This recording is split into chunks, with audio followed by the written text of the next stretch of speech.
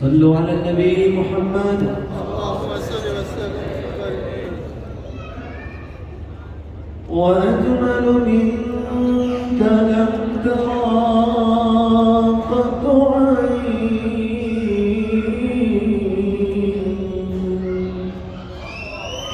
وأطيب منك لم تلد النساء.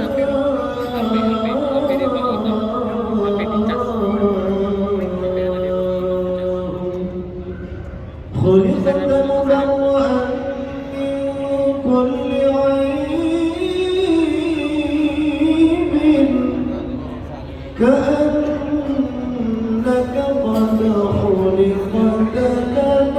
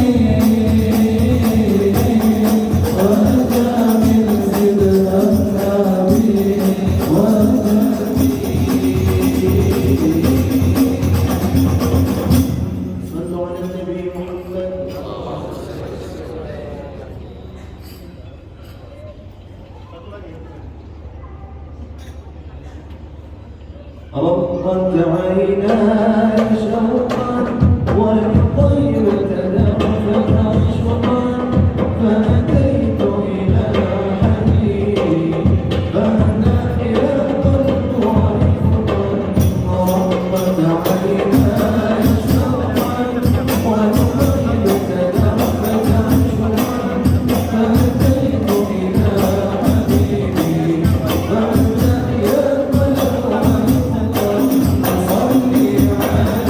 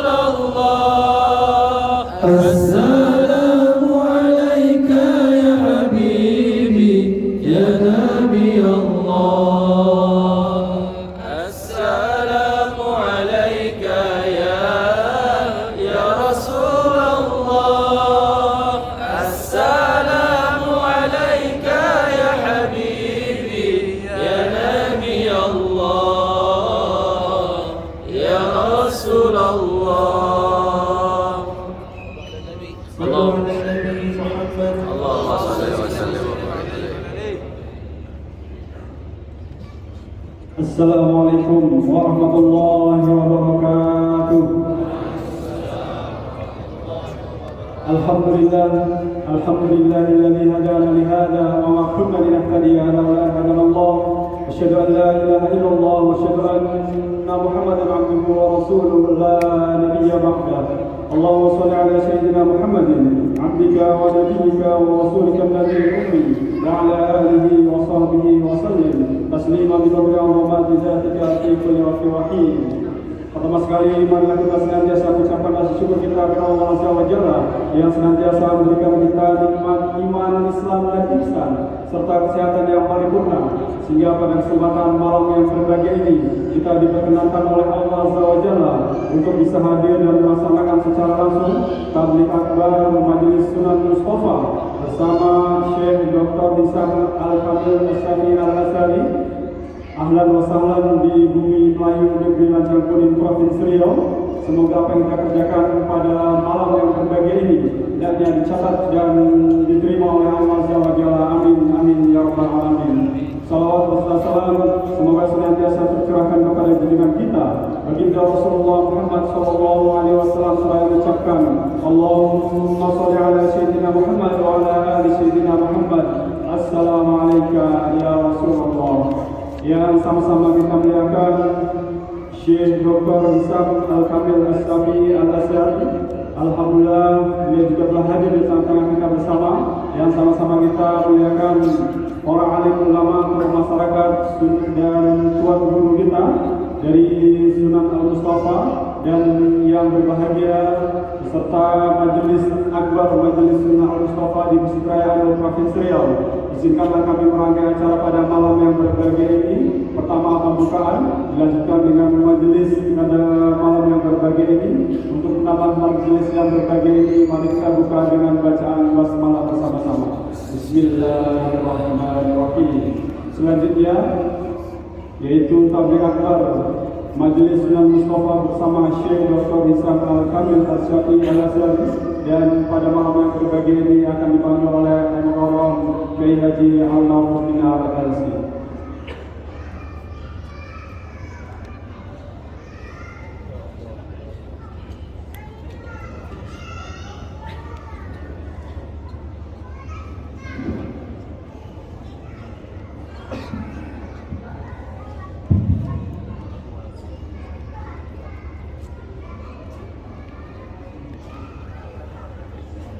Assalamualaikum warahmatullahi wabarakatuh.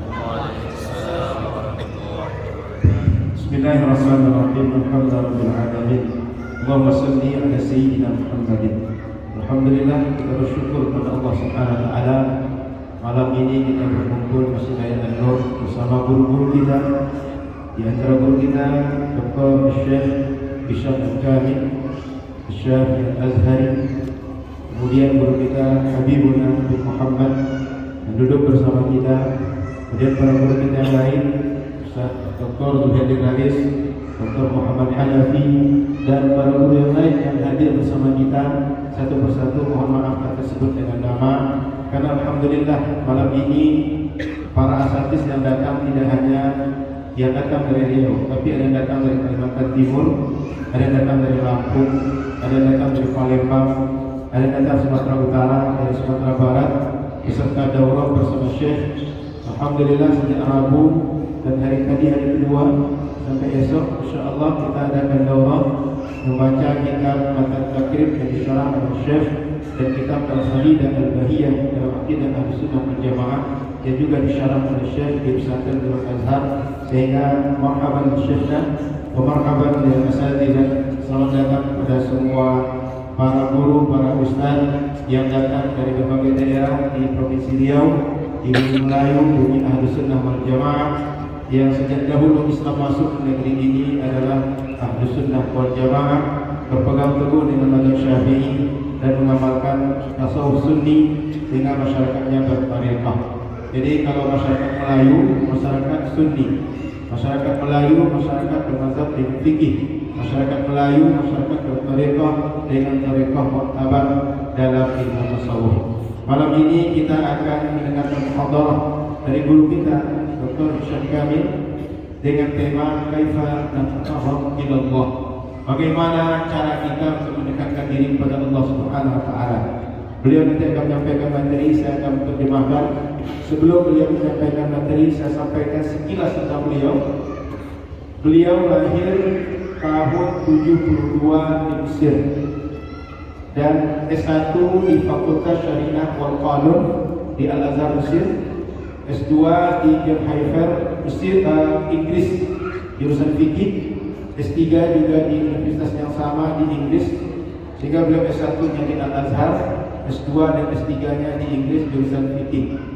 Saat ini beliau menjadi imam, menjadi khatib, menjadi pengajar di Masjid Al-Zahir Baydars di Kairo Mesir, dan juga sebagai pengajar ilmu syariat, ilmu akliyat di Masjid Al-Azhar Mesir. dan beliau datang ke Indonesia tanggal 10 Juni kemarin dalam perjalanan rihlah ilmiah ke Sumatera Utara, kemudian ke Riau, dan setelah ini ke Sumatera Barat. Maka kami undang para sahabat hari Sabtu pagi sekitar jam 8 kita bermajlis di pesantren Darul Hadis Al-Aidarusiyah Riko Panjang, di pesantren Dr. Zulhendri Rais, untuk membaca Al-Arba'un An-Nawawiyah dan Al-Musalsalat. Setelah itu beliau akan bertolak menuju Payakumbuh dan akan mengisi daurah di hari Ahad di Sumatera, Kuala Marabe, Bukit Tinggi, insyaallah. Hari Senin bertolak ke Jakarta, Selasa kembali ke Kairo, Mesir. Jadi perjalanan ini khusus untuk Sumatera Utara, Riau, dan Sumatera Barat. Semoga perjalanan beliau berjalan berkah dan kita semua mendapatkan keberkahan dengan kehadiran ulama dari Al-Azhar Mesir. Amin ya rabbal alamin. Beliau punya karangan lebih dari 30 karangan. Di antara karangan itu adalah ilmu-ilmu yang dibutuhkan para pelajar ilmu syariat, terutama para mubtadi'un, para pemula dalam belajar ilmu syariat. Beliau punya syarah kitab Al-Baiquniyah dan ilmu mustalah hadis, punya syarah dalam kitab Aqidatul Awam, punya syarah dalam kitab Al-Kharidatul Bahiyah, Aqidah Ahlussunnah wal Jamaah, punya syarah dalam fikih, ada fikih namanya Matan Fakrib, kitab Imtah Najib, kemudian ada kitab di dalam ilmu mawaris, kemudian tentang nikah, tentang uqtiyah, dan tentang Syama'il Al-Muhammadiyah dan Arba'in An-Nawawiyah. Intinya beliau sebagai seorang pengajar sangat paham. Pelajar pemula hari ini banyak membutuhkan kemudahan dalam memahami kitab Torah, kitab klasik ulama dahulu. Maka beliau bersyarah penjelasan kitab-kitab klasik dengan mudah, singkat, dan bisa dipahami oleh para pelajar pemula hari ini. Itu sedikit tentang beliau. Ingin tahu beliau lebih banyak, silakan buka Facebook, buka Instagram dengan nama Hisham Al-Kamil. Jadi silakan di Facebook, terutama dalam bahasa Arab ditulis Hisham Al-Kamil. Itu sedikit tentang beliau. Kalam ya Syekhna, nabda an Syekhina, sirat ذات ya Syekhna. والآن المحاضرة إلى سيدكم وأنا أقوم بالترجمة على هذه المحاضرة. تفضل يا شيخ.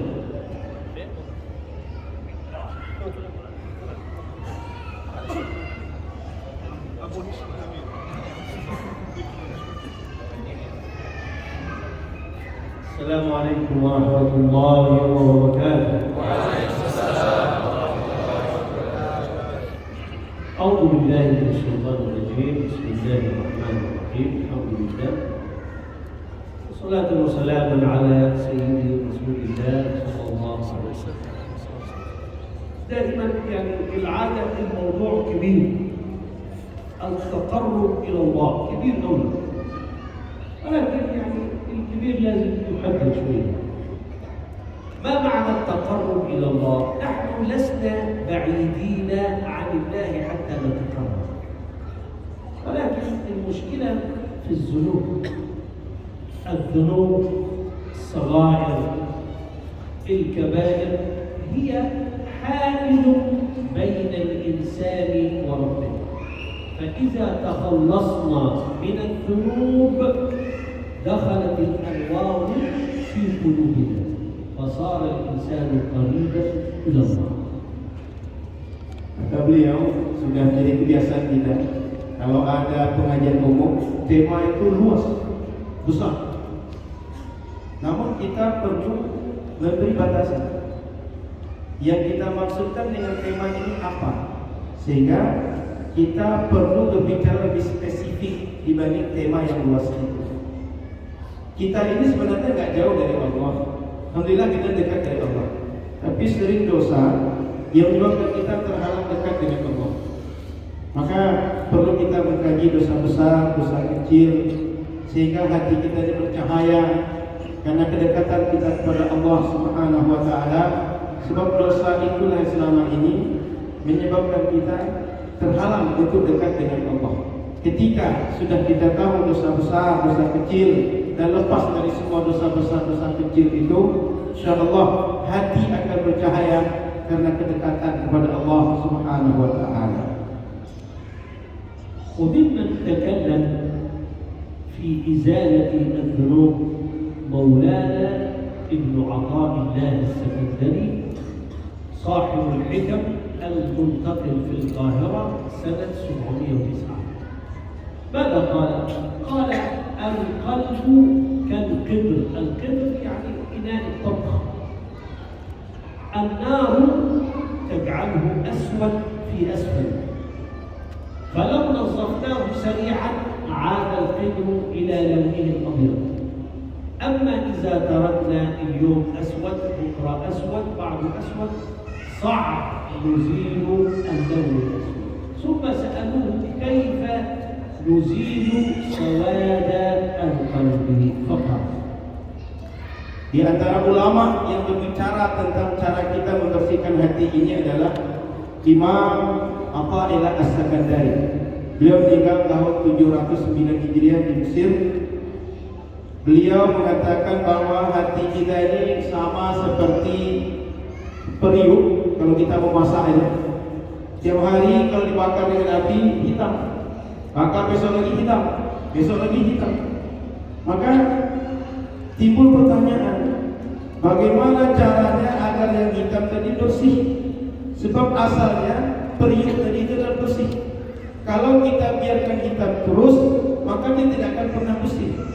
Nah, pertanyaan kita adalah bagaimana cara kita membersihkan yang hitam dari periuk tadi?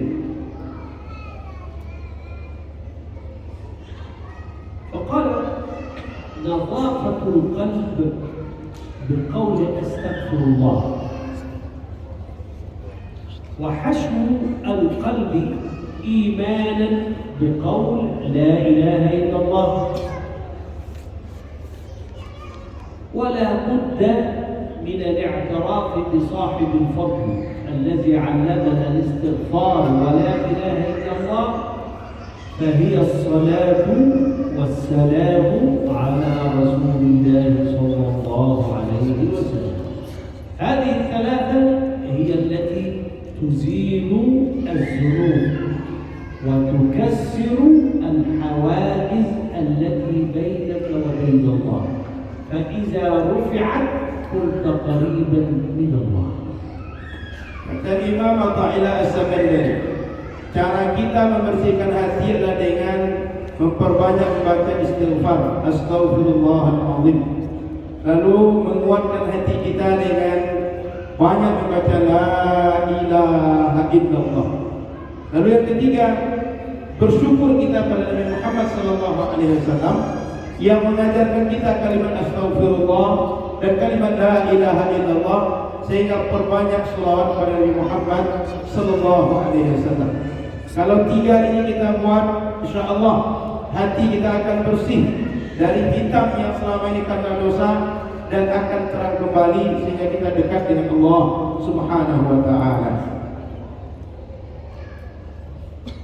Astaghfirullah, qala al-ulama as'adun nasi صحيفة يوم القيامة المغفر من قول أستغفر الله، فإن الله تعالى إذا رأى ما في الصحيفة وهو أعلم بما فيها، والصحيفة رقيب وعتيد يكتبان من صلاة الصبح إلى العصر ومن العصر إلى الصبح، وترفع الصحف إلى الله تعالى في كل يوم خميس، وتوضع في خزائن تحت العرش، وتحت العرش الجنة.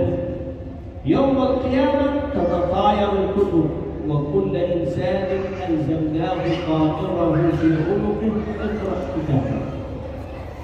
إن كان من أهل الجنة أخذ الكتاب باليمين، إن كان من أهل النار أخذه بالشمال. أما إذا كتب الله له أن يدخل الجنة من غير حساب فليس له كتاب. ومن هنا نسأل الله ألا يعطينا كتابا لا يمينا ولا شمالا فندخل الجنة مع رسول الله صلى الله عليه وسلم من غير حساب. هذا لمن؟ هذا للمكثرين من قول أستغفر الله. Orang yang paling berbahagia ketika melihat catatan amalnya adalah orang yang banyak membaca astagfirullah. Dengan banyak baca astagfirullah maka lemburlah semua dosa sehingga putih catatan amal itu. Dan di akhirat nanti catatan amal yang sudah dicatat oleh malaikat raqib dan atid dari subuh sampai asar, dari asar sampai isya, dan sampai subuh lagi. Kemudian setiap hari Kamis disetorkan kepada Allah Subhanahu wa taala dan diletakkan di bawah arasy. Di kiamat nanti semua kitab itu akan berterbangan. Ada orang yang akan menerima kitabnya dengan tangan kanan, ada yang menerima dengan tangan kirinya, dan ada kelompok ketiga tidak dengan tangan kanan, tidak dengan tangan kiri. Siapa dia? Orang yang masuk surga bila hisab, tanpa dihisab oleh Allah Subhanahu wa taala. Kita berharap termasuk di antara orang tak menerima kitab dengan tangan kanan, tak menerima kitab dengan tangan kiri, tapi semua kita masuk surga tanpa hisab. Amin ya rabbal alamin. وقول لا إله إلا الله رواية البخاري أفضل ما كنت أنا والنبيون من قبل قول لا إله إلا الله. فهذه الكلمة عليها نحيا وعليها نقول. وقال العلماء لا إله إلا الله معناها لا إله إلا الله محمد رسول الله. ورفعنا لك ذكرك قال الملك يا رسول الله معناها ما ذكر الله إلا ذكرت معه. فأفضل الأقوال لا إله إلا الله. لا إله إلا الله سبب في دخول الإنسان الجنة. ومن كان آخر كلامه لا إله إلا الله دخل الجنة. فالمرء يبعث على ما مات عليه. فإذا دخل القبر وأيقظه منكر ونكير قبل أن يسألان من ربك وما دينك ومن الرسول الذي أرسل إليه فأجابهم أشهد أن لا إله إلا الله وأشهد أن محمدا رسول الله قال له لقد أجبت. Ketika kita menyebut kalimat la ilaha illallah, kata Imam Bukhari, kalimat terbaik yang aku baca dan para nabi sebelum aku adalah kalimat la ilaha illallah. Dan kalimat la ilaha illallah ini adalah kalimat mulia, sekaligus memuliakan Nabi Muhammad sallallahu alaihi wasallam. Ketika kata Al-Quran wa rafa'na laka dzikrak, tidak disebut nama Allah kecuali nama Nabi Muhammad juga disebutkan. Dimuliakan Allah, Nabi Muhammad juga dimuliakan. Orang-orang yang baca la ilaha illallah akan dimasukkan Allah dalam surga. Maka kata Nabi sallallahu alaihi wasallam, siapa saja akhir dari kalam yang terucap oleh dia ketika dia meninggal nanti la ilaha illallah, dia akan masuk surga. Sehingga ketika dia kubur, sebelum ditanya oleh malaikat munkar dan nakir, dia akan mengatakan asyhadu an la ilaha illallah wa asyhadu anna Muhammad Rasulullah. Sehingga sebelum ditanya oleh kedua malaikat, kata malaikat qad ajabta, engkau sudah menjawab pertanyaan yang akan ditanya man rabbuka wa man hadzal rajul alladhi bu'itha ilaika, siapa laki-laki yang diutus kepada engkau ini. Sebelum ditanya semua pertanyaan itu, dia sudah menjawab dengan asyhadu an la ilaha illallah wa asyhadu anna Muhammad Rasulullah. Maka orang yang banyak baca la ilaha illallah, dia akan selamat dalam pertanyaan kubur nanti. As-salatu wassalamu ala Rasulillah sallallahu alaihi wasallam min a'zam al-umur allati tuqarribu ila Allah. الأول استغفار يمحو الذنوب، ولا إله إلا الله يرفعك بأفضل ذكر، والصلاة على رسول الله صلى الله عليه وسلم لأنك ذكرت حبيب الرحمن. وعندي رواية أحب من أحب حبيبي وأبغض من أبغض حبيبي، وجاء الرجل وقال يا رسول الله أأجعل كل ذكر صلاة عليك؟ الجواب أفلح إن صدق. Ketika kita berbicara ketika salat Nabi Muhammad sallallahu alaihi wasallam, maka salawat ini adalah kalimat terbaik yang menjadi penyelesai dan menjadi pintu untuk menyelesaikan semua urusan orang-orang yang ingin mendekatkan diri kepada Allah Subhanahu wa taala. Ketika kita baca istighfar, dosa dihapuskan. Baca la ilaha illallah, ditinggikan derajat kita dengan zikir terbaik. Dan ketika salat Nabi Muhammad sallallahu alaihi wasallam diberikan cara paling cepat, cara paling bagus untuk mendekat kepada Allah Subhanahu wa taala. Kenapa demikian? Karena Allah Subhanahu wa taala mengatakan, "Aku cinta orang yang mencintai kekasihku dan aku marah kepada orang yang tidak mencintai kekasihku." Maka ada yang bertanya, Rasul, apakah semua zikirku selawat kepada Rasulullah sallallahu alaihi wasallam? Kata Nabi, beruntunglah orang ini jika begitu yang dia maksudkan, dia berbanyak selawat kepada Muhammad sallallahu alaihi wasallam. الصلاة على الرسول صلى الله عليه وسلم لها أركان ثلاثة. واحد لفظ الصلاة، والثاني لفظ السلام، والثالث لفظ الآل. فصلاة من غير سلام مكروهة، وصلاة وسلام من غير الآل بكراء ليس فيها بركة.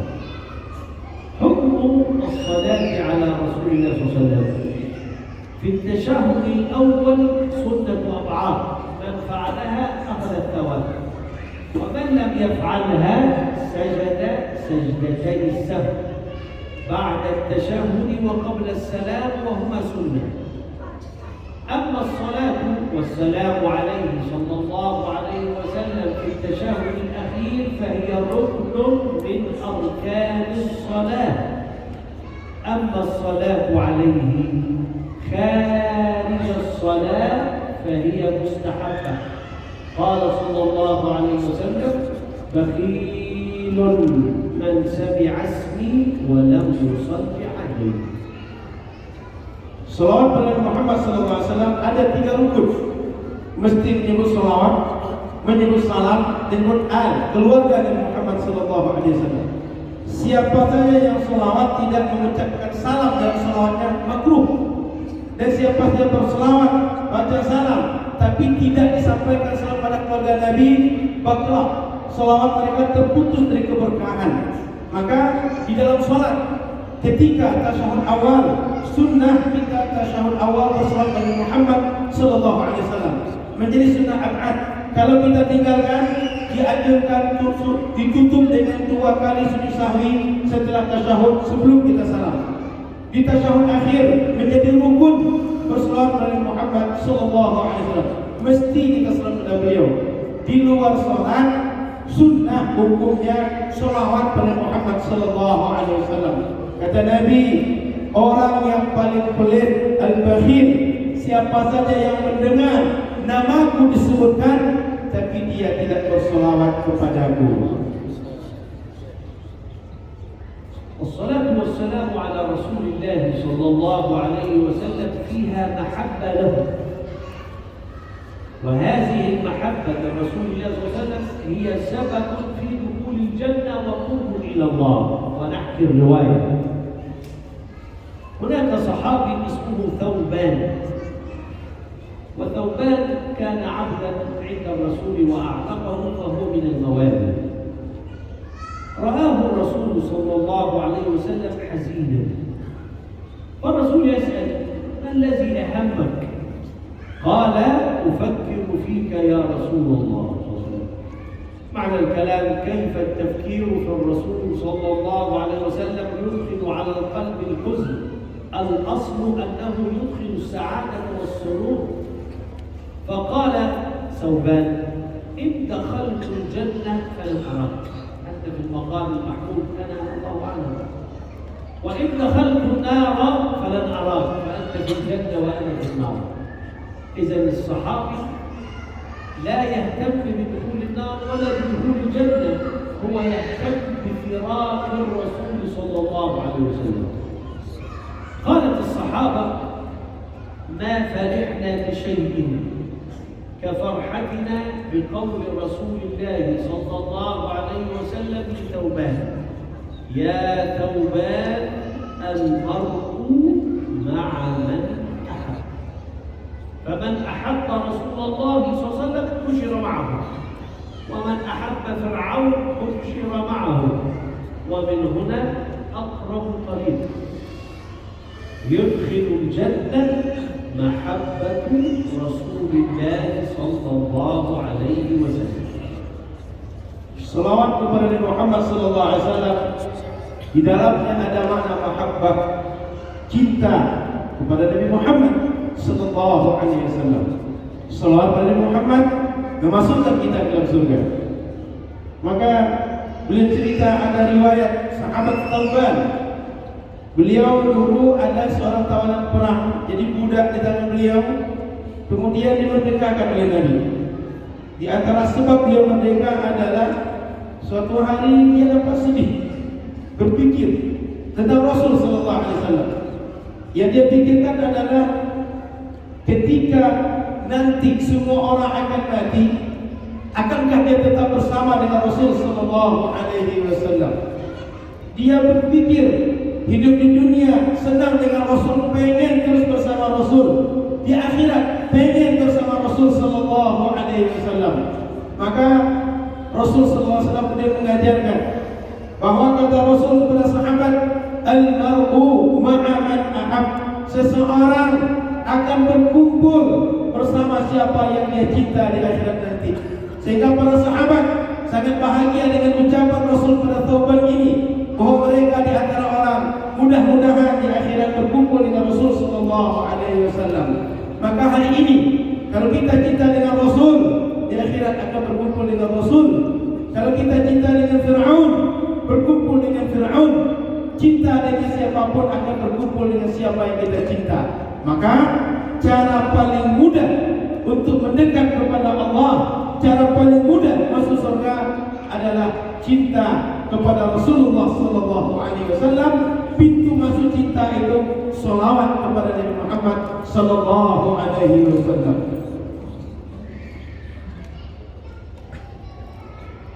ثم المصلي عليه لا يدخل الجنة وفقط، بل المرء مع من أحب. فرسول الله صلى الله عليه وسلم فوق في المقام المحمود، وأول من يبعث الرسول صلى الله عليه وسلم، وأول من يخرج من قبره الرسول صلى الله عليه وسلم، وأول من يقف في أرض الحساب الرسول صلى الله عليه وسلم، وأول من يعبر الصراط بأمان الرسول صلى الله عليه وسلم.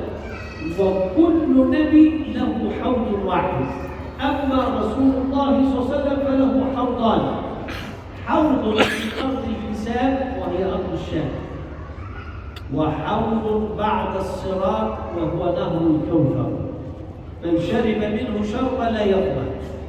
وأول من يدخل الجنة الرسول صلى الله عليه وسلم. القضية من يمشي معه، يمشي المحبين، المرء مع من أحب.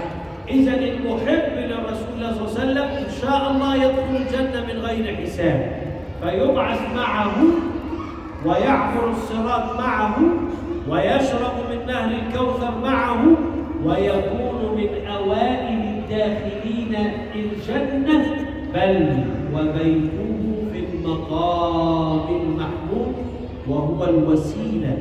اللهم رب هذه الدعوة التامة والصلاة القائمة آت سيدنا محمد الوسيلة والفضيلة، وابعثه اللهم الدرجة العالية الرفيعة.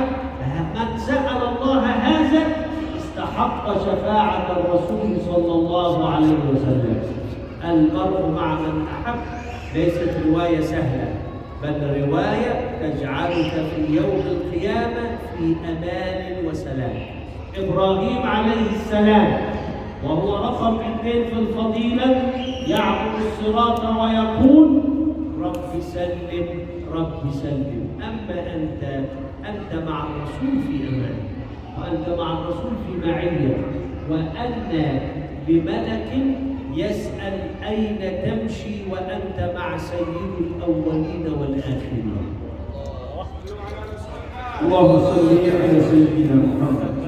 Orang-orang yang cinta Nabi Muhammad tak sekadar masuk surga, tapi masuk surga dan dapat tempat maqam mahmud, tempat yang paling terbaik dalam surga. Nanti ketika dunia ini akhir zaman, terjadi kiamat, maka orang yang pertama dibangkitkan Nabi Muhammad. Paling pertama keluar kubur Nabi Muhammad. Paling pertama berdiri pada mahsyar Nabi Muhammad. Paling pertama melewati sirat Nabi Muhammad sallallahu alaihi wasallam. Semua nabi punya satu telaga, tapi Nabi Muhammad punya dua telaga. Dan telaga beliau satu ada sebelum sirat yang ada di Syam. Kemudian ada satu lagi telaga Al-Kautsar. Siapapun yang minum dari telaga Al-Kautsar tak akan pernah kehausan selamanya. Maka orang-orang yang bersama Nabi Muhammad sallallahu alaihi wasallam, dia orang pertama, Nabi Muhammad orang pertama yang lewat sirat dengan aman, dengan selamat, dengan tenang, lalu pertama masuk surga. Orang-orang yang mencintai Nabi Muhammad sallallahu alaihi wasallam, dia berpeluang masuk surga bersama Nabi Muhammad sallallahu alaihi wasallam. Perlu kita ingat, Nabi Ibrahim orang yang mendapat kemuliaan setelah Nabi Muhammad, fadilahnya setelah Nabi Muhammad. Beliau ketika lewat Shiratal Mustaqim mengatakan, Rabbi Salim, Rabbi Salim, Ya Allah selamatkan, Ya Allah selamatkan. Kita akan bicara apa? Tapi kalau cinta dengan Nabi Muhammad sallallahu alaihi wasallam, akan masuk surga dengan mudah, selamat, aman, bahkan tanpa hisab. Maka doa setelah azan yang kita bacakan, Allahumma rabb hadhihi da'wati tammah, sampai akhir, ini bagian daripada cara kita, wasilah kita mendapatkan maqam mahmud bersama Nabi Muhammad di dalam surga nanti. Maka kalimat hadis yang mengatakan al-mar'u ma'a man ahab, ini bukan riwayat biasa, tapi riwayat yang sangat istimewa yang akan membuat kita bersama orang terbaik, orang tercinta Nabi Muhammad sallallahu alaihi wasallam. Maka cinta Nabi Muhammad sallallahu alaihi wasallam. ثم التقرب إلى الله يكون بكثرة الحسنات، فكلما كثرت الحسنات كنت قريب إلى الله، وكلما كثرت الذنوب كنت بعيدا عن الله. كيف تزيد الحسنات؟ إبراهيم عليه السلام عندما قابل الرسول صلى الله عليه وسلم، أين قابله؟ قابله في السماء السابعة، في رحلة الإسراء من مكة إلى القدس، وفي رحلة المعراج من القدس إلى بعض السماوات. رأى الرسول صلى الله عليه وسلم في السماء الأولى آدم، وفي السماء الثانية يحيى وعيسى حي يرزق ينزل في آخر الزمان. ورأى في الثالثة يوسف، ورأى في الرابعة إدريس، أول من كتب بالقلم، وأول من خيط الثياب، وأول من جاهد في سبيل الله. ثم صعد إلى الخامسة فرأى هارون أخو موسى، ثم السادسة فرأى موسى كليم الله، ثم السابعة فوق الكعبة مباشرة بيت اسمه البيت المعمور، مسجد عظيم. رأى إبراهيم عليه السلام يجلس فيه فدنا منه وسلم عليه، فقال إبراهيم يا رسول الله صلى الله عليه وسلم أعلم أمتك أن الجنة أرض خصبة صالحة للزراعة، نبتها سبحان الله تخرج شجرة، الحمد لله تخرج شجرة، الله أكبر تخرج شجرة، لا إله إلا الله تخرج شجرة، لا حول ولا قوة إلا بالله تخرج شجرة، وزاد بعضهم بسم الله تخرج شجرة، ما شاء الله تخرج شجرة. هذه هي الباقيات الصالحات 7. سبحان الله، الحمد لله، لا إله إلا الله، الله أكبر، لا حول ولا قوة إلا بالله، وزاد البعض بسم الله ما شاء الله وسأحكي. Setelah kita bahas 3 cara mendekatkan diri pada Allah tadi, ada yang perlu kita lakukan, yaitu memperbanyak hasanat, kebaikan. Kebaikan itu ketika Nabi Ibrahim bertanya kepada Nabi Muhammad, dijelaskan oleh Nabi Ibrahim. Di mana Nabi Ibrahim bertanya pada Nabi Muhammad ketika perjalanan Isra dan Mi'raj. Isra Mi'raj dari Masjidil Haram ke Al-Quds, Masjid Al-Aqsa. Al-Aqsa lalu Mi'raj ke langit. Di langit pertama Nabi Muhammad jumpa dengan Nabi Adam. Langit kedua jumpa dengan Nabi Isa dan Nabi Yahya. Nabi Isa ini insya-Allah beliau hidup akan hadir di akhir zaman ke dunia ini. Lalu lanjut ke atas berjumpa dengan Nabi Yusuf. Setelah itu berjumpa lagi keempat dengan Nabi Idris. Nabi Idris adalah orang yang pertama menulis dengan pena, orang yang menjahit pakaian, orang pertama yang berperang di jalan Allah. Setelah itu berjumpa dengan Nabi Harun, saudaranya Nabi Musa. Setelah itu berjumpa dengan Nabi Musa. Langit ke-7 berjumpa dengan Nabi Ibrahim Khalilullah. Saat itu langit ke-7 adalah Baitul Ma'mur. Baitul Ma'mur itu tempat sujud, tempat ibadah yang lurus dengan Ka'bah. Malaikat tawaf di tempat itu. Lalu bercakaplah, berkatalah Nabi Muhammad mengucapkan salam, berbicara dengan Nabi Ibrahim. Lalu ketika itu kata Nabi Ibrahim kepada Nabi Muhammad, surga itu ada tempat yang subur, sebuah bumi, sebuah tanah yang subur, bisa menumbuhkan apa saja. Kalau kita baca subhanallah, tumbuh sebuah tanaman. Baca alhamdulillah, tumbuh tanaman.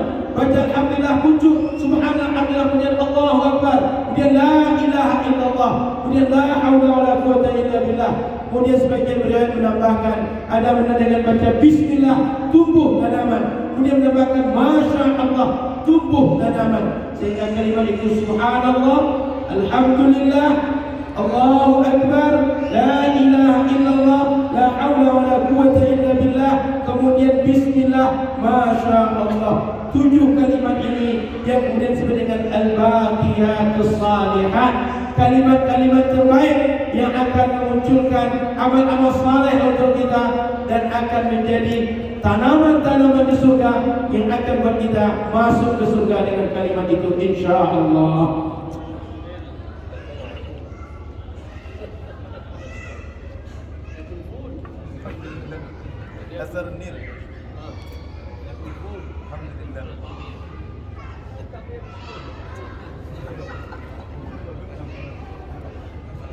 ما هو فضل هذه التسبيحات؟ سبحان الله ب10 حسنات و10 سيئات تمحى وشجرة في الجنة قال تعالى قطوفها دانية، فلو أنت تجلس الشجرة تنزل، أنت تقف الشجرة فوق.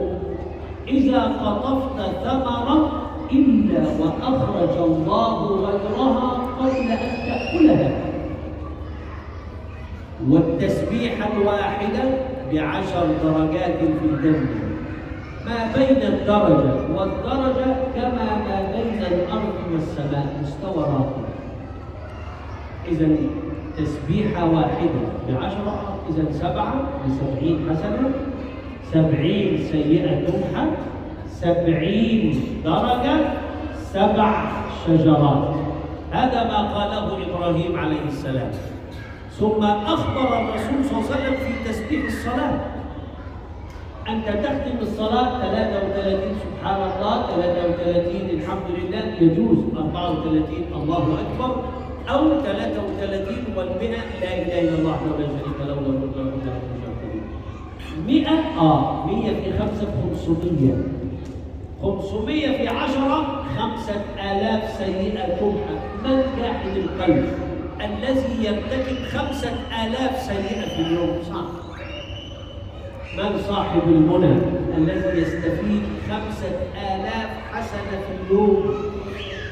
ومن الذي يعطيه الله 500 شجرة في الجنة؟ هذا موجود في شريعة الإسلام. وعندنا القاعدة تقول: من دلائل فضل أمة الإسلام على سائر الأمم قلة العمل وكثرة الثواب. سبحان الله، عمل قليل لكن ثواب حسنات وسيئات تمحى وشجر وعلم. هذا لأن الله يحبنا. وخلاصة القول: لو أراد الله عذابنا ما اختارنا من أمة سيد المرسلين. Kalimat tasbih, satu tasbih 10 pahala. Satu tasbih yang sama Allah tinggikan 10 derajat. Satu tasbih yang sama Allah hapuskan 10 dosa. Satu tasbih yang sama menumbuhkan sebuah pohon dalam surga. Pohon itu kutufuha daniyah. Saat kita petik, dia mendekat. Kita duduk sampai, berdiri sampai. Bagaimanapun keadaan kita mudah kita petik. Lebih menarik ketika kita petik satu, belum kita makan, muncul buah yang lain. Belum dimakan lagi, baru dipetik baru, dan muncul buah yang lain. Satu kalimat, subhanallah. Bayangkan kalimat yang disebutkan Nabi Ibrahim tadi. Sedalam sholat kita baca, setelah sholat kita baca subhanallah 33, alhamdulillah 33, Allahu Akbar 34 atau 33. Yang ke-34-nya la ilaha illallah wahdahu la syarika lah, lahul mulku wa lahul hamdu yuhyi wa yumiitu wa ala kulli syai'in qadir. 100 5 kali sehari. Kali 10 5.000. Dari mana kita dapat kebaikan 5.000 ini kalau bukan karena karunia Allah Subhanahu wa taala untuk umat Nabi Muhammad. Kalau kita berbuat dengan upaya kita tak akan dapat kita. Tapi Allah dengan kalimat zikir yang singkat tadi, hanya setelah selesai salat dapat 500 kali 10. Belum lagi diangkatkan derajat, dihapuskan dosa, tempat di surga. Bila kita ditinggikan derajat kita satu dengan yang lain itu kalau dibuat jarak, jika dibuat persamaan sama seperti jarak langit dan bumi. Bayangkan kalau 10, bayangkan kalau 500, bayangkan bila 5.000. Maka berbahagia umat Nabi Muhammad dengan satu subhanallah. Maka umat Nabi Muhammad ini mereka umat yang sedikit amal tapi besar pahalanya. Sehingga di antara keistimewaan umat Nabi Muhammad sedikit berbuat dan banyak amal yang diberikan atau pahala yang diberikan oleh Allah Subhanahu wa taala. Maka perbanyaklah bertasbih kepada Allah Subhanahu wa taala. ثم من الأعمال الصالحة التي تقرب إلى الله وتبعد عن النار سبحان الله وبحمده. الرواية صحيحة أن من قالها في اليوم 100 مرة إلا وغفر الله ذنبه ولو كان مثل زبد البحر، وزبد البحر يعني الأموال. ومن قال سبحان الله وبحمده مرة أعطاه الله نخلة في الجنة. وقال العلماء أن من قال لا إله إلا الله وحده لا شريك له له الملك وله الحمد وعلى كل شيء قدير 100 مرة في اليوم فقد تقرب إلى الله بأعظم الأعمال. ولم يأتي أحد فعل أحسن منه إلا رجل قال لا إله إلا الله وحده لا شريك له أكثر منه، فهي من أعظم الأذكار. وخلاصة الكلام: ألا بذكر الله تطمئن القلوب. Kalimat tasbih yang terbaik adalah subhanallah wa bihamdi. Siapa saja orang baca subhanallah wa bihamdihi 100 kali sehari, Allah akan hapuskan dosanya. Meskipun dosa itu seperti buih yang ada di atas permukaan air laut. Zabadul Bahar itu kata beliau seperti amwaj, ada gelombang, ada ombak yang dia menghapus semua buih yang ada di atas permukaan laut itu. Maka orang-orang yang baca subhanallah, dia akan dihapuskan dosanya, dan orang-orang baca alhamdulillah akan ditumbuhkan untuk dia satu pohon kurma dalam surga. Lalu orang-orang baca la ilaha illallah wahdahu la syarikalah, dia mendekat dengan Allah, kepada Allah dengan cara paling baik dalam mendekatkan diri pada Allah Subhanahu wa taala. Tidak ada yang lebih hebat daripada ini kecuali yang membaca la ilaha illallah wahdahu la syarikalah lebih banyak dari orang yang membaca sebelumnya. Maka ringkasan yang beliau sampaikan tadi, ala bidzikrillah tatma'innul qulub, dengan kita berzikir kepada Allah, ingat Allah, akan membuat hati kita menjadi tenang. Summa at-tariqu ila Allah, la tazun anna at-tariqa ila Allah sahl, bal kullama kana at-tariqu صعبا كلما اطمأننت أنك تمشي على الحق. الرسول يخبر صلى الله عليه وسلم أن الجنة حفت بالمكاره الصعاب، أما النار فقد حفت بالشهوات، كلام السهل، كلام الجميل. كل ما الإنسان يكون في مشاكل مع الشيطان يعلم أنه الطريق إلى الله، وكل ما يعرف الإنسان أن حياته عادي سهلة يعرف أنه هو بعيد عن الله. إذا كان الإنسان يفعل الشر فهو حبيب للشيطان، فالشيطان يتركه لأنه من أهل النار، فماذا نفعل معه؟ أما إذا تاب الإنسان وتقرب إلى الله بفعل الصالحات، هنا الشيطان يقدر فيحاربه، لأن الشيطان وعد الله أنه لن يدخل النار وحده. فإن كنت أنت في طريقك إلى النار الشيطان يتركك، لأن الشيطان فرحان بك. أما إن كنت في طريقك إلى الجنة من التوبة والاستغفار والذكر والعبادة والصلاة على رسول الله وقيام الليل صلى الله عليه وسلم والعمل الصالح والصدقات والاجتهاد،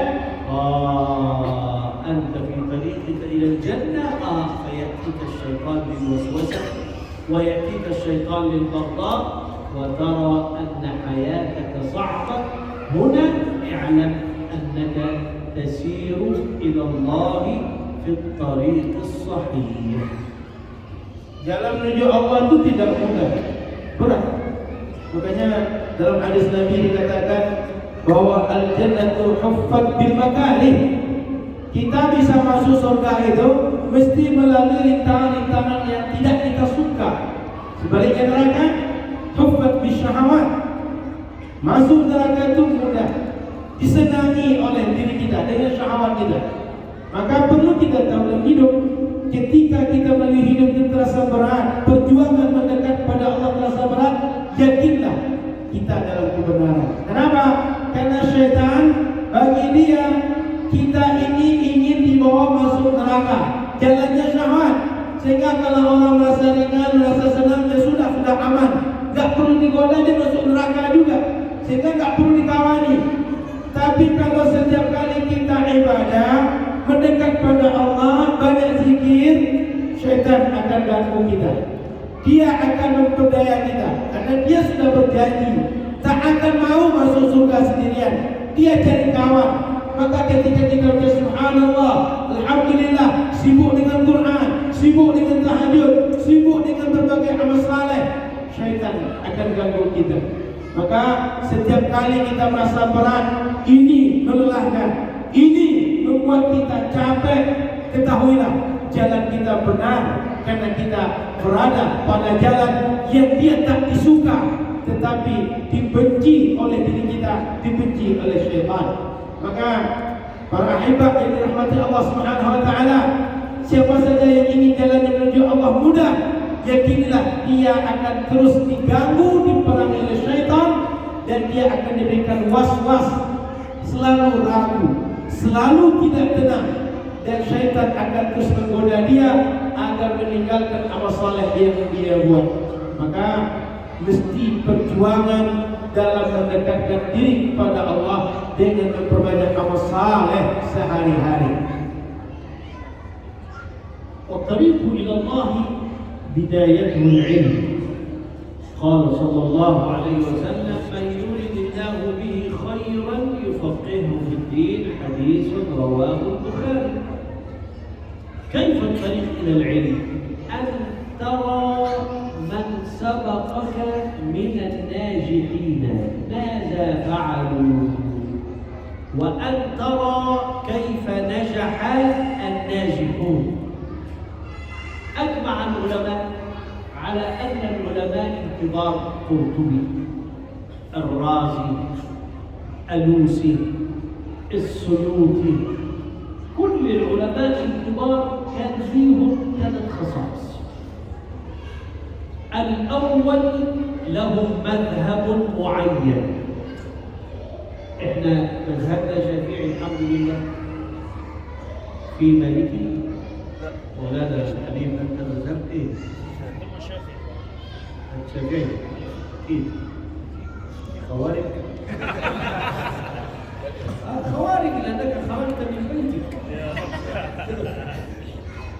لماذا تغير مذهب شافعي؟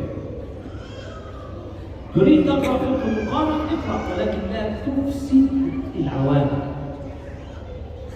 لا تفسد العوام. لماذا نقرأ مذهب شافعي؟ في دليل من القرآن والسنة. مذهب شافعي علماء كثر من أهل الله شافعية، ولا نعترض على المذاهب الأربعة فكلهم من رسول الله. لكن أنا مذهبي شافعي. ذهبت إلى السودان أسبوع دعوة، أنا أريدهم يكونوا شافعية وهم مالكية. مولانا تكلم في تفسير في حديث، اترك الناس مالكية. أنا مذهبي حنفي، جيت من أندونيسيا أريد الناس حنفي. مولانا لا تغير، ابني على ما هم عليه. الثاني لازم عقيدة صحيحة. عقيدة أهل السنة والجماعة عقيدة سهلة: الله حق، الرسول حق، يوم القيامة حق، وما زاد زيادة. ماذا تريدون في علم العقيدة؟ كلنا يؤمن أن الله موصوف بكل كمال، صح؟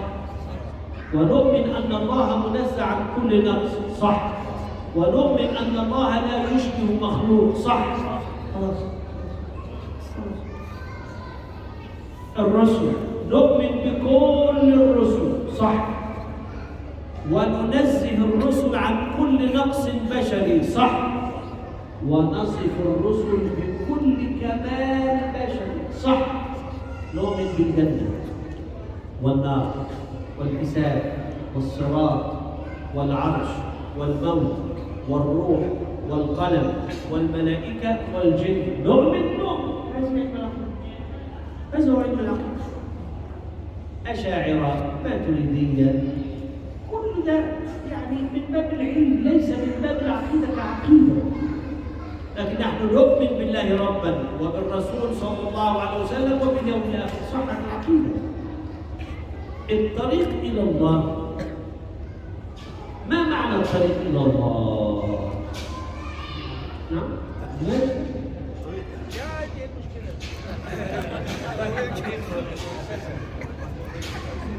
Beliau bicara panjang, saya takut ketinggalan. Maka saya minta berhenti sebentar. Jadi kata beliau, bagaimana cara kita mendekat pada Allah? Mesti dengan ilmu. Karena dalam hadis Nabi dari Imam Bukhari, "Man yuridillahu bihi khairan yufaqihuhu fid din." Mesti dia dengan ilmu baru bisa menuju Allah Subhanahu wa taala. Bagaimana kita dapat ilmu? Tengok orang yang sudah berhasil dengan ilmu. Kenapa dia berhasil? Bagaimana cara dia berhasil? Dalam perjalanan Islam sudah banyak para ulama. Ada Imam Al-Razi, ada Imam Al-Qurtubi, ada Imam Al-Suyuti. Semua ulama ini mereka bermadhab. bermadhab dengan madhab yang ada dalam Islam. Kita, alhamdulillah, madhab Syafi'i. Kalau ada di antara kita mengajar fikih muqaran, fikih perbandingan mazhab, silahkan. Tapi jangan rusak fikih mazhab Syafi'i. Sekedar ilmu, sekedar tahu, silahkan. Ketika kita datang ke suatu tempat, beramallah dengan mazhab suatu tempat. Beliau datang ke Sudan satu pekan misalnya. Di sana orang Malikiyah, beliau mazhab Syafi'i. Tak perlu orang Sudan dirubah dengan Syafi'i. Amalkan, baca tafsir, baca hadis, biarkan orang dengan Malikinya, kita tetap dengan Syafi'i kita. Begitu juga ketika datang ke Indonesia, mazhab masyarakat mazhab Syafi'i, kita Hanafi, jangan bawa Hanafi ke Indonesia. Kenapa? Untuk apa dirubah anak kita yang sudah terbiasa dengan Syafi'inya dan dirubah dengan mazhab yang lain? Kita punya mazhab yang lain, silakan amalkan dengan mazhab kita, tapi biarkan masyarakat dengan mazhab mereka. Kemudian cara kedua, cara para ulama besar tadi dalam beragama, mereka berakidah dengan akidah yang benar, yakin Allah itu hak, Nabi Muhammad hak, bahwa kiamat itu hak, masuk surga itu hak. Semua kita yakin bahwa Nabi Allah Subhanahu wa taala memiliki sifat-sifat kesempurnaan. Kita yakin Allah bebas, tidak ada satupun sifat menunjukkan kekurangan kepada Allah Subhanahu wa taala, dan Allah tidak sama dengan makhluknya. Tidak ada sifat-sifat makhluk yang sama dengan Allah, apalagi mensifati sifat makhluk kepada Allah Subhanahu wa taala. Yakin kita dengan itu, kita beriman. Termasuk Nabi Muhammad, kita yakini bahwa Nabi Muhammad sebagai nabi dan menisbahkan kesempurnaan kepada beliau dan melepaskan, mensucikan beliau dari segala kekurangan, meskipun beliau seorang manusia, tapi beliau seorang rasul. Beriman dengan Allah, beriman dengan Rasul hak, sudah cukup untuk iman kita.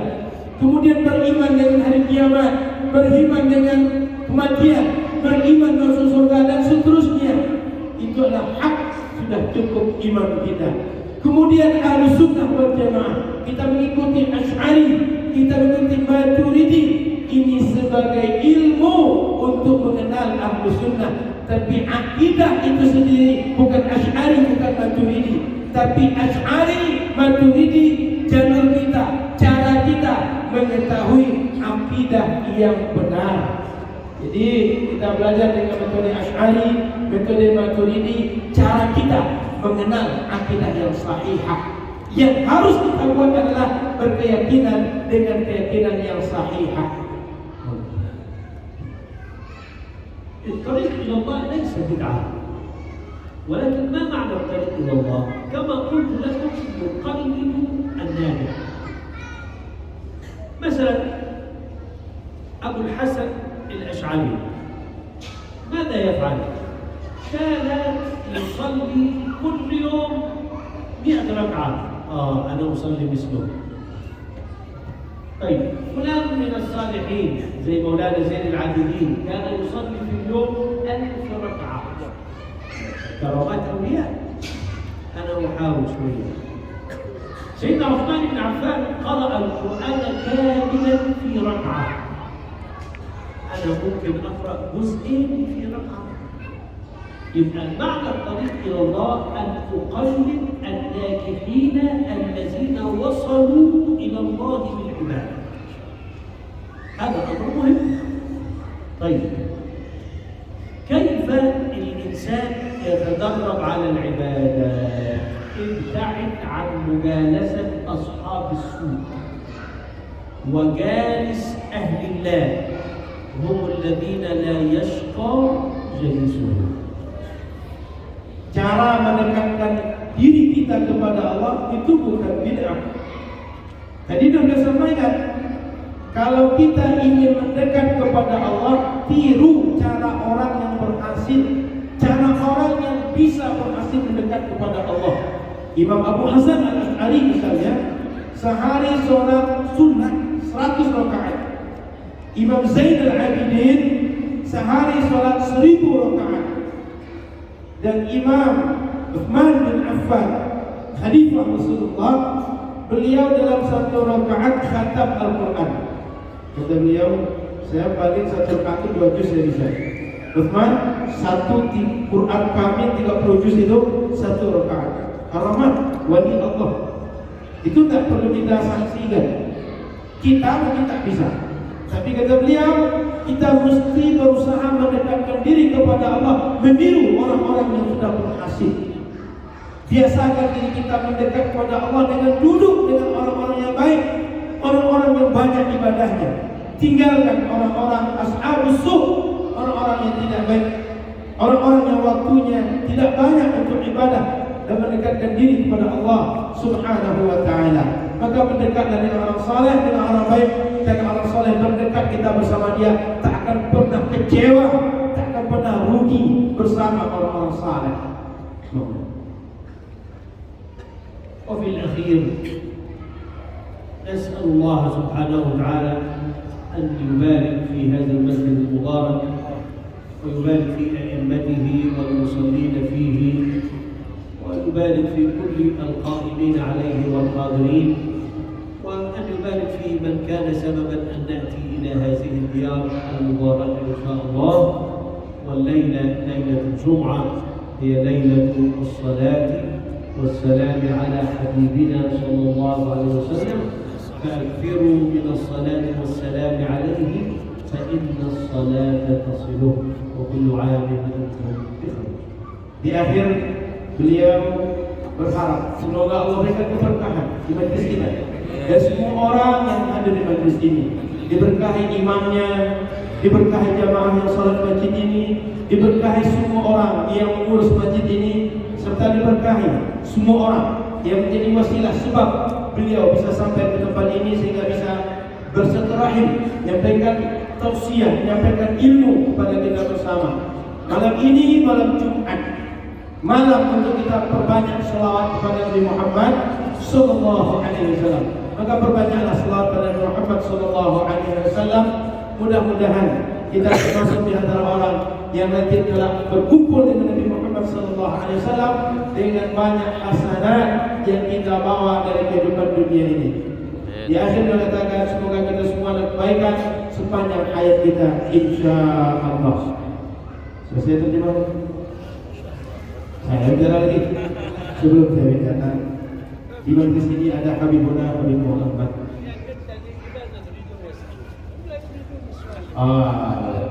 Ada hadis kita dan guru yang lain. Tapi sebelum para guru kita bicara, jika ada yang bertanya, silakan bertanya.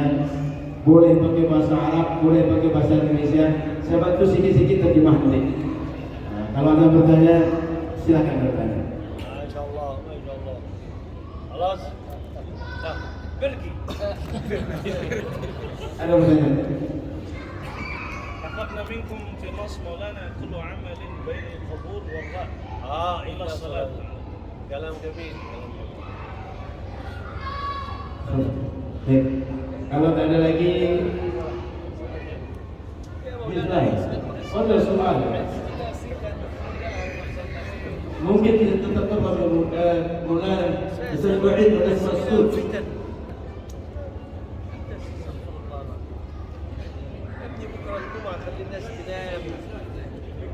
خلاص خلاص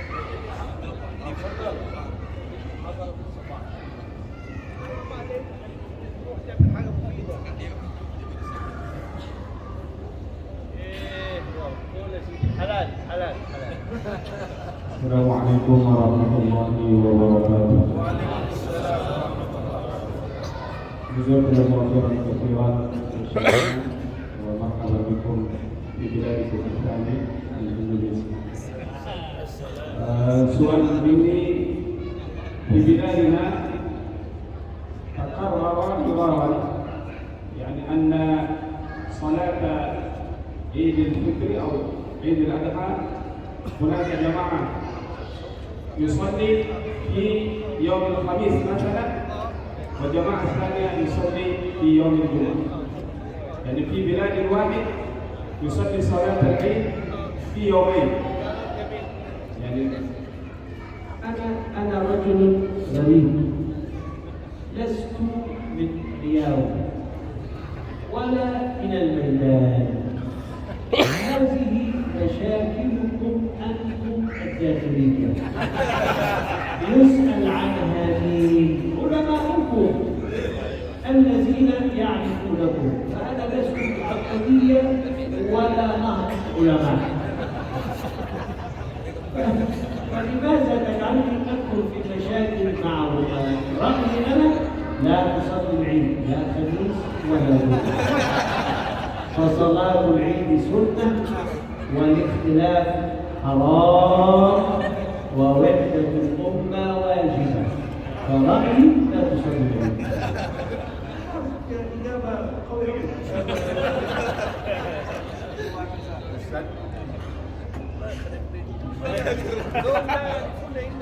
Ustaz kita nanya, ini kan masalahnya kita Indonesia ini sholat Id ada yang Senin, ada Jumat, 2 hari yang berbeda.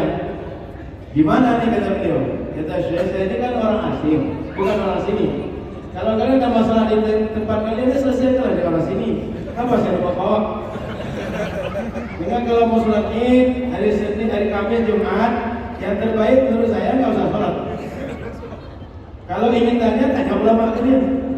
Kenapa nggak usah sholat? Karena sholat Id itu sunnah. Bercerai-berai, berpisah, bertengkar haram. Jadi mending mana? Sholat Id sunnah, gara-gara itu bertengkar. Maka kata beliau yang terbaik, tanyalah ulama kalian. Sehingga mau sholat Id hari Kamis, hari Jumat, selesaikan dengan ulama kita. Beliau jangan dimohon dengan permasalahan internal kita.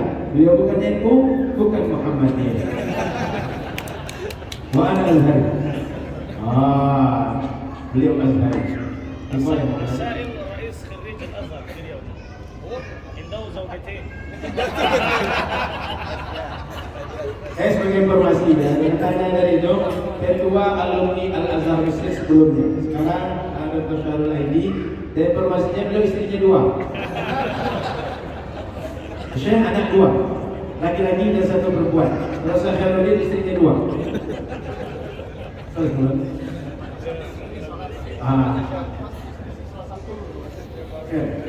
Habib nakhtim minhu أو بمدام أو بصلوات ما habib.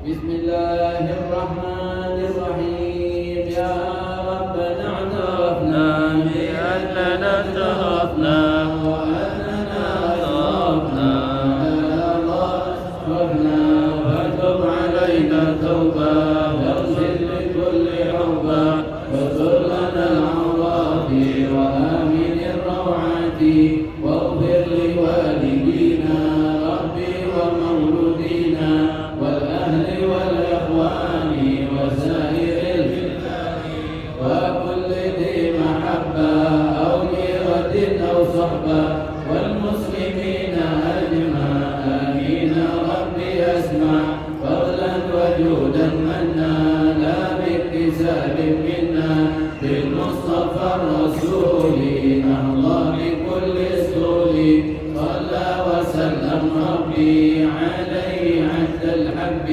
وآله وصحبه عداد قصر الصحب والحمد لله في البدء والتناهي ربنا انفعنا بما علمتنا رب علمنا الذي ينفعنا رب فقهنا وفقه أهلنا وقربان لنا في ديننا مع أهل البطل وانثى وذكر رب وفقنا ووفقهم لما ترضي قولا وفعلا كرما وارزقي كل حلالا دائما وأحل حج يا علما نحظى بالخير ونكفى كل شر ربنا أصلح لنا كل شؤون وأقر بالرضا منك العيون واقض عنا ربنا كل الديون قبل أن تأتينا رزق منون واغفر استر أنت أكرم من ستر وصلاة الله تغشى المسلمين والوفاء من إلى الحق دعانا والوفاء في كتاب فيه للناس شفاء وعلى الآل الكرام شرفاء وعلى الصحب مصابيح الغرى اللهم اهدنا بهداك واجعلنا ممن يسارع في رضاك ولا تولنا وليا سواك ولا تجعلنا ممن خلف أمرك وعصاك وحسبنا الله ونعم الوكيل ولا حول إلا بالله العلي العظيم وصلى الله على سيدنا محمد وعلى آله وصحبه وسلم والحمد لله رب العالمين اللهم صل وسلم على سيدي وحبيبي وطبيب القلب وجسدي وروحي سيدي رسول الله محمد ابن عبد الله الصادق الأمين وعلى آله وصحبه أجمعين اللهم صل وسلم على سيدي وحبيبي وطبيب القلب وجسدي وروحي سيدي رسول الله محمد ابن عبد الله الصادق الأمين وعلى آله وصحبه أجمعين اللهم صل وسلم على سيدي وحبيبي وطبيب القلب وجسدي وروحي سيدي رسول الله محمد ابن عبد الله الصادق الأمين وعلى آله وصحبه أجمعين الحمد لله رب العالمين. نشكركم على هذه المحاضرة الطيبة التي ألقاها شيخنا. Terima kasih kepada guru kita yang sudah menyampaikan muhadarah, juga kepada guru kita Syekh Muhammad. Mudah-mudahan kita semua dijaga Allah dalam ketaatan kepada Allah Subhanahu wa taala. Makin lama hidup makin dekat kepada Allah, makin lama hidup makin banyak hasanat kita. Semoga kita semua dikumpulkan dengan Nabi Muhammad sallallahu alaihi wasallam. Sebagai tambahan informasi, insyaallah besok pada Jumat guru kita Dr. Husyam Kamil. Setelah Jumat saya akan menyampaikan ringkasan dari khutbah beliau, khutbah dalam bahasa Arab. Setelah khutbah saya akan menjelaskan ringkasan dari khutbah beliau. Dan hari Sabtu setelah sarapan pagi sekitar jam 8 semua kita diundang pembacaan Al-Arba'un Nawawiyah dan Al-Musalsalat di pesantren Darul Hadis Al-Aidarusiyah pimpinan Dr. Zulhadri Rais, Jalan apa namanya? Sarana Utama. Bina Utama. Sarana Utama. Jalan Sarana Utama. Kalau kita dari arah Pekanbaru menuju Bangkinang sebelum Gontor 7, setelah kantor kepala desa di Popanjang, betul ya? Di samping Indomaret, sama jalan masuknya dengan pesantren Ta'zim Sunnah Wahabi. Jadi nanti ada pelangnya, jangan salah masuk. Sudah masuk kan kalau ke kiri Wahabi, Ashabul Shimal Wahabi, Ashabul Yamin masuk ke kanan pesantren Ahlus Sunnah. Jadi begitu sudah masuk jalan Sarana Utama, jangan salah masuk Ashabul Shimal Wahabi, Ashabul Yamin Ahlus Sunnah. Jadi jangan salah masuk. Ahlan sahlan hari Sabtu jam 8 pagi sampai jam 10 insyaallah. Saya juga langsung ke Sumatera Barat untuk daurah di Sumatera Barat. Jazakumullah khair, terima kasih banyak atas semua yang berpartisipasi, semua yang berkhidmat, semua hadirin. Jazakumullah khairan. Subhanaka wa bihamdika, asyhadu an la ilaha illa anta, astaghfiruka wa atubu ilaika. Assalamualaikum warahmatullahi warahmatullahi wabarakatuh. Waalaikumsalam warahmatullahi wabarakatuh. Syukran kasiran.